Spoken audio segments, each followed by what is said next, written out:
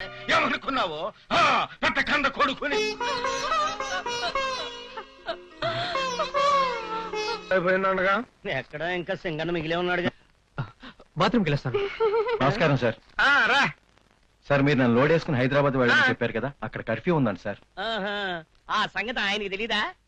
ఆయనకి తెలీదా? తమరు హైదరాబాద్ వెళ్ళేసరికి సంగీ రోడ్డు లేదా, అక్కడ కర్ఫ్యూ పాసులతో మా వాడు రెడీగా ఉంటారు. ఎన్నాళ్ళు నుంచి నువ్వు బండి తోలుతున్నావు, పెద్ద లీడర్ అంటావు.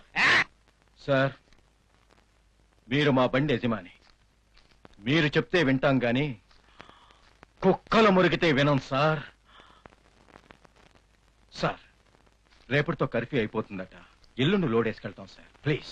అది కాదురా, ఆ లోడు పంపని సుబ్బారావు గడం గొడవ చేస్తున్నాడు. మరి ఎల్లుండంటే పోలే, నాకు 10 లక్షలు నష్టం అవుతుంది అంతేలే. నా వల్ల మీరు లాస్ అవద్దండి, మేము వెళ్ళొస్తాం సార్. రేయ్ నీకు యజమాని అంటే చాలా ప్రేమ ఉందిరా, ఎల్లు. ఇగో హైదరాబాద్ వెళ్ళంగానే ఫోన్ చేయి. అలాగేనండి. అసలు కర్ఫ్యూ కదా. అలాగే. వెళ్ళు. ఇంకేం చేస్తాడు? అక్కడి నుంచి చేస్తాడు ఫోను. బావా, సింగన్న గాడిని హైదరాబాదు పంపుతున్నాను. కర్ఫ్యూ ఉందని తెలిసి ఎందుకు పంపుతున్నానో తెలుసుగా, మత కలహాల్లో మర్డరైపోవాలని. వెంటరారు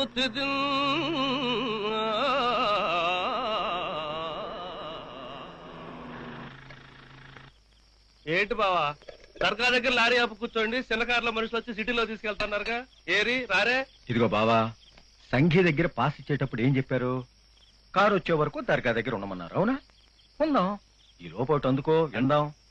ఇచ్చోటనే సత్కవీంద్రుని కమ్మని కలము నిప్పులలోన కరగిపోయే. ఇచ్చోటనే భూములేలు రాజంజుల అధికార ముద్రికలంతరించే. ఇచ్చోటనే లేత ఇల్లాలి నల్ల పూసల సౌరు గంగలో కలసిపోయే.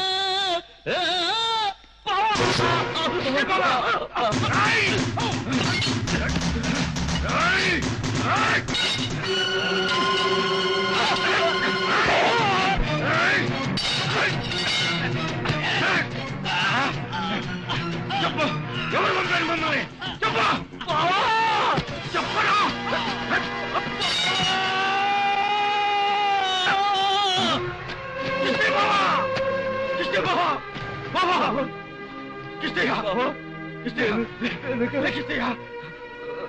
ఆసుపత్రి తీసుకెళ్తాను, ఇక్కడే ఉంది. నీకేం పర్లేదు, ఇంట్లో ఉండు. అప్పల ఆసుపత్రి దగ్గరే ఉంది.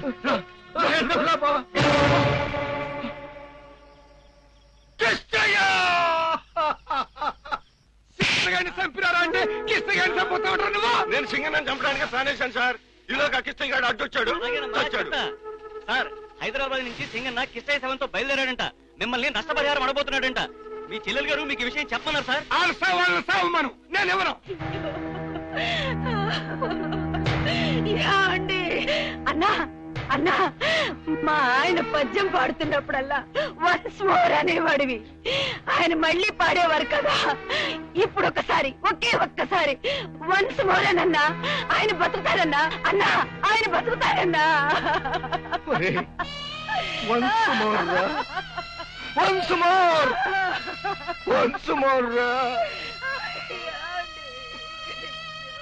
వాడు మనకి వినిపించడమ్మా, మనకి వినిపించి ఇసుకు పుట్టి అదిగో దేవుడికి వినిపించడం కోసం.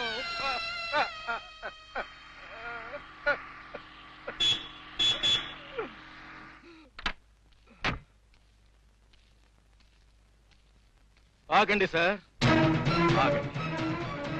పూలదండ వేయటానికి వచ్చారా సార్? ముందా కుటుంబం అండ సంగతి తెలుసండి సార్. నేను వచ్చింది విచారించడానికి కానీ విరాళాలు ఇవ్వడానికి కాదు. విరాళాలు ఎవరికి కావాలి? విరాళాలు మాకు కావాల్సింది నష్టపరిహారం.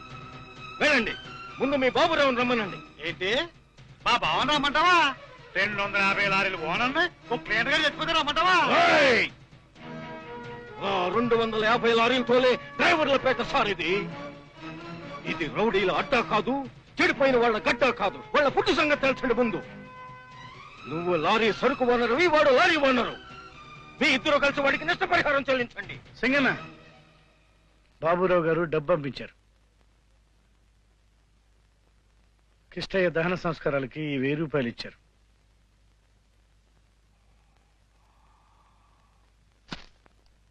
చావు ఖర్చు తీసుకొచ్చారా భాస్కర్ రావు గారు, బాబురావు గారి గుమస్తా గారు? నీ అబ్బా, ఈ 1000 రూపాయలతో ఏం చేసుకోమంటారు రా? రూపాయి వేసుకున్న శవాన్ని ఊరేగింపుగా మేమే తీసుకెళ్తాం. సేవలు చేసిన ఈ చేతులు, స్టీరింగ్ తిప్పిన ఈ చేతులు తిరగబడితే ప్రపంచ కార్మిక శక్తికి చిహ్నంగా పిడికిలై ఈ అంతం చూస్తాయని ఆ బాబురావుకి చెప్పు.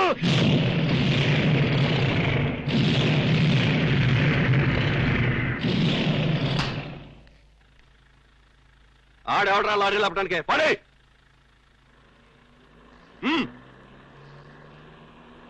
వాళ్ళండ్రా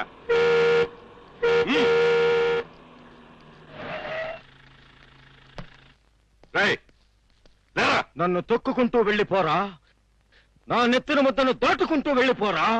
రేయ్ దిగితే తంతా. రేయ్ ఏంట్రా భయపెడుతున్నావు? అన్ని లారీ లాభాయకు నీకెవడిచ్చాడ్రా? చచ్చినోడిది నీ కులమని కుల పోరాటం చేస్తున్నావా? నా కులం రెడ్, నా మతం బ్లడ్, నా అభిమతం అందరికీ ఫుడ్. అయ్యా మంత్రి గారు, దయచేసి ఒక్కసారి బయటకు వస్తారా? మేం పార్టీ టికెట్ కోసం రాలా, మేం పార్టీ పదవుల కోసం రాలా, మార్కెటింగ్ యార్డ్ కోసం రాలా, చైర్మన్ గిరి కోసం రాలా. చనిపోయిన మా కిష్టయ్య మరణానికి నష్టపరిహారం కోసం వచ్చాం. ఒక్కసారి దయచేసి బయటికి రండి సార్.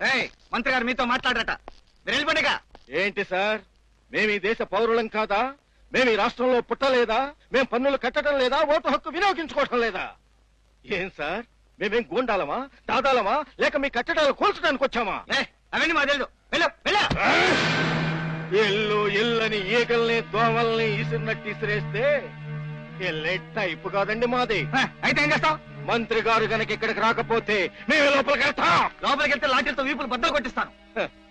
లాఠీలకు భయపడితే భారతీయులకు స్వాతంత్రం వచ్చుండేది కాదు సార్. ప్రాణం పోతుందని పొట్టి శ్రీరాములు గారు భయపడితే మనకు తెలుగు రాష్ట్రం పుట్టుండేది కాదు సార్. కిష్టయ్య మరణానికి నష్టపరిహారం ఇవ్వకపోతే ఆ మంత్రి ఉండడు, రొయ్యల సుబ్బారావు ఉండడు, ఆ బెజవాడ బాబురావు అంతకంటే ఉండడు.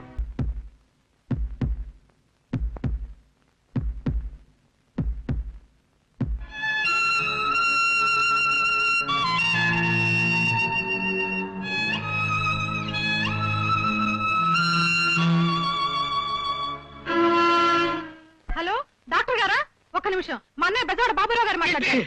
నేను బాబురా. అబ్బా నమస్కారం. ఎలా అయ్యా? నేను చాలా టెన్షన్ లో ఉన్నాను. ఇంతకే సింగన గడి చేస్తాడా చావడా? లేదండి, ఎడం భుజానికి కొంచెం పక్కగా తగిలింది, ప్రాణాపాయం ఏం లేదు. నీ అబ్బా నన్ను కంగారు పెట్టమాకో అయ్యా. ఆడికి నాకు డిఫరెన్స్ వచ్చి ఇప్పుడు బెజవాడంతా తెలిసిపోయింది. ఇక నేను చంపలేను.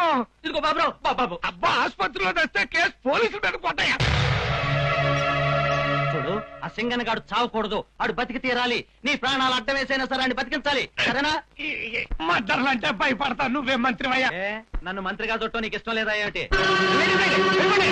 ఆడు పోరాటం చెయ్యకుండా ఆపాలంటే ఇదొకటే మార్గం కాదు, ఇంకా చాలా మార్గాలున్నాయి. నేను ఒక ఉపాయం చెప్తాను.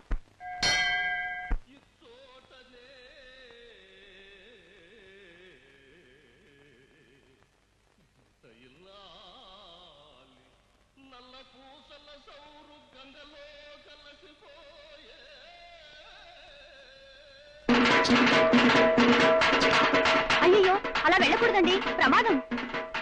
ప్రమాదాలని ప్రేమించటం నాకు అలవాటమ్మా.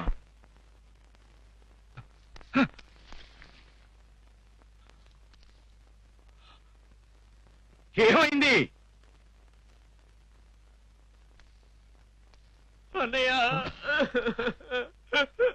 ఏమైందిరా? ఏమైంది? చెల్లేదిరా? అరుణేది? అమ్మా అరుణ, అరుణ, అరుణ! అమ్మా మామయ్య, నా చెల్లెమ్మేది? ఏమైంది మామయ్య? లేచిపోయింది.